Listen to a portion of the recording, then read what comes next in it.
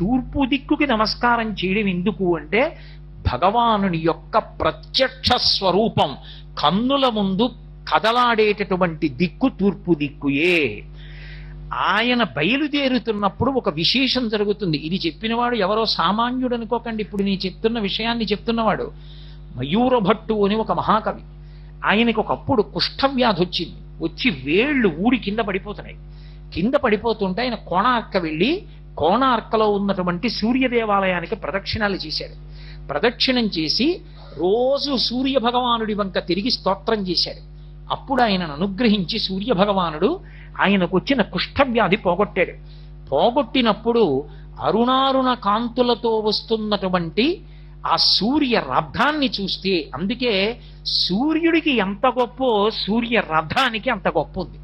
సూర్య రథాన్ని స్మరించినా, సూర్య రథాన్ని భావన చేసినా, ఆయన వస్తున్నటువంటి వేళ రథం వంక చూసినా కూడా అంతటి అభ్యున్నతి కలుగుతుంది. మాఘమాసం ఎందుకు అంటే సూర్యబింబం ఆవిర్భవించినటువంటి మాసం అది. అందుకని ఆ మాసంలో పొట్టు ఎక్కువ. అటువంటి మాఘమాసంలో ఆయనకి రథం కట్టడం ఎందుకు అంటే ఆయన రథం తిరుగుతున్నప్పుడు ఒక చమత్కారం జరుగుతుందిట. మండలాకృతిలో గుర్రాలు తిరిగినట్టు తిరుగుతాడు.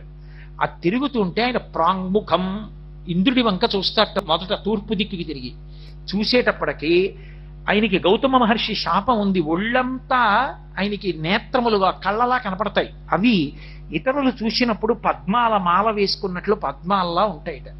సూర్యుడు తూర్పు దిక్కుకి తిరగగానే ఆ కిరణములు ఇంద్రుడి మీద పడితే ఆ ఇంద్రుడి ఒళ్ళంతా పద్మాల మాలలు విచ్చుకున్నట్టుగా కనపడి రెండు చేతులెత్తి నమస్కరిస్తాట.